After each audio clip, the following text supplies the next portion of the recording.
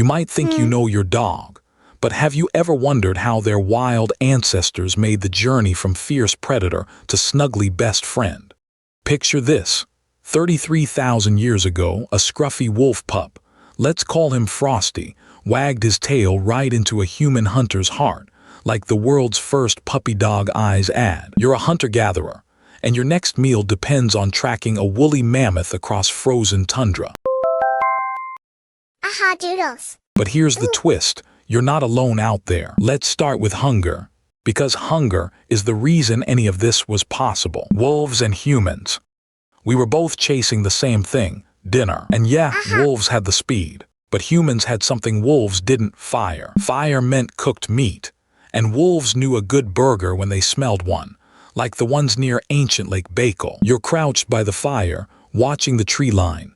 A pair of eyes glints back, low, steady. Not a threat. Not yet. Turns out, those wolves weren't hunting you. They were hunting the scraps you left behind. They basically got a sweet deal, eating leftover mammoth meat and learning to trust humans over time. But here's the thing. Wolves didn't just wander in. They had to choose to stay. And the ones that did, they weren't the biggest or the fiercest.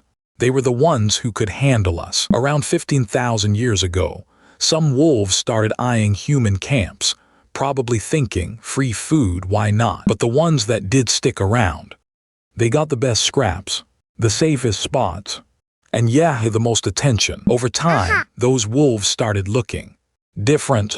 Shorter snouts, floppier ears, tails that actually wagged instead of just twitched. And just like that, wolves became dogs, not by force, but by choice. Okay, so you've got a wolf that's basically a dog now. But here's the wild part. Humans didn't stop there. They started picking the ones that were useful. The best hunters, the friendliest, the ones that didn't bolt at the first sign of a campfire. And yeah, that's artificial selection.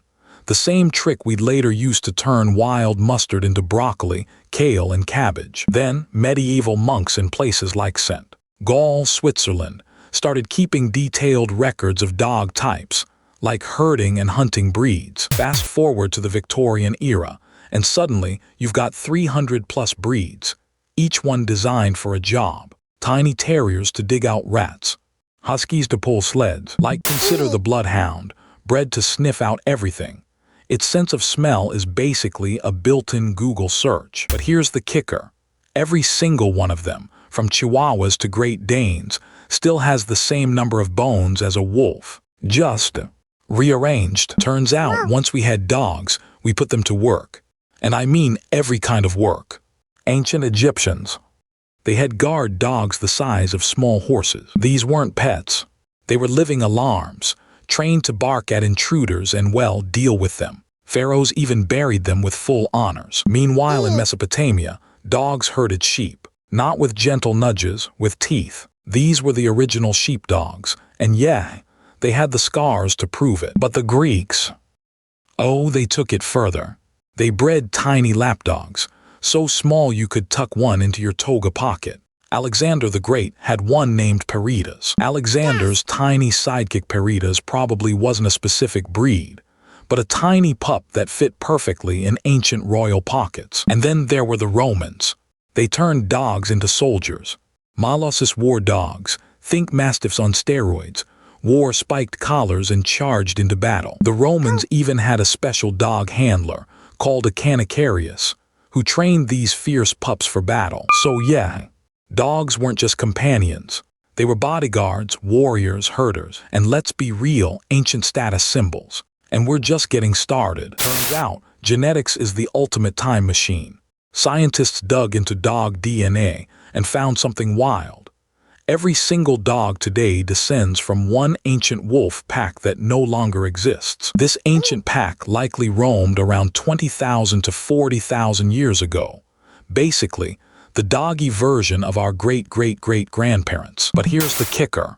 These weren't the wolves we see today. Modern wolves are like distant cousins, still family, but they missed the domestication party. And yeah, the feeling might have been mutual. Even now, if you try to raise a wolf pup like a dog, it's basically a full-time job. We're talking 25 square kilometers of space, just to keep one happy. Oh, and forget about waiting until they're cute and fluffy. Wolf pups need human contact by day 14, or they'll never fully trust us. Dogs, they'll bond up to 16 weeks. Way more forgiving. So what changed? Well, those early wolves that stuck around humans got a major upgrade. Starch. While their cousins were out hunting elk, these guys were snacking on leftovers, bread, grains, scraps, and that diet rewired their DNA. Dogs today can digest starch way better than wolves. Proof that hanging out with humans wasn't just a phase. It was evolution. And that partnership, it didn't just change them. It changed us everywhere we went. Picture this. 15,000 years ago, ice sheets are melting. Humans are on the move, following herds, hunting, surviving. But here's the thing, we weren't alone. Dogs were right there with us, scouting ahead, guarding camps, even pulling sleds. Think about it. Without dogs, would we have dared to cross those frozen plains? Would we have survived the long winters? Dogs didn't just help us hunt. They made us bolder, safer, more connected. And when we finally settled down, they were still there, herding our first sheep, guarding our first villages. In fact, some of the earliest human settlements show dog bones buried right alongside ours, like family. So yeah, dogs didn't just follow us. They shaped how we lived, where we went, and who we became. Check out Lake Baikal in Siberia, where archaeologists found evidence of dogs dating back around 12,000 years. Same species, same DNA blueprint, yet one fits in a teacup, and another could rest its chin on your kitchen counter. This isn't evolution. This is us playing genetic Lego. Take the Dachshund, bred to burrow into badger dens, hence the long body, short legs, and fearless attitude. Or the Border Collie, its intense stare.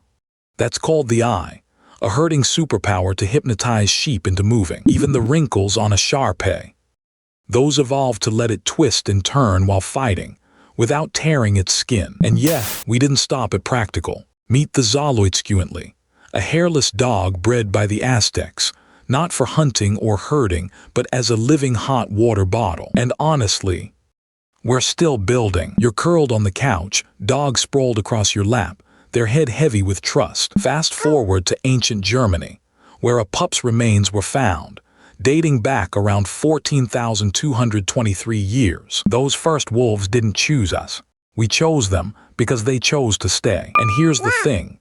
Every time we fed them, we weren't just giving scraps. We were rewiring their brains. Dogs developed a superpower, reading our faces. A wolf sees a scowl and bolts. A dog sees it and tilts its head. Wait, are you mad at me? That connection, it's not just loyalty. It's biology. We shaped them, and they shaped us right back. Meet Bon Oberkassel, a 14,200-year-old grave where a human and dog were buried together.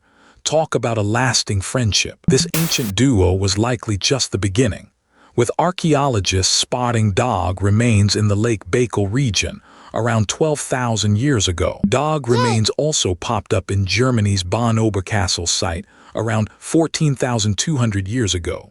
Talk about a long-lasting friendship.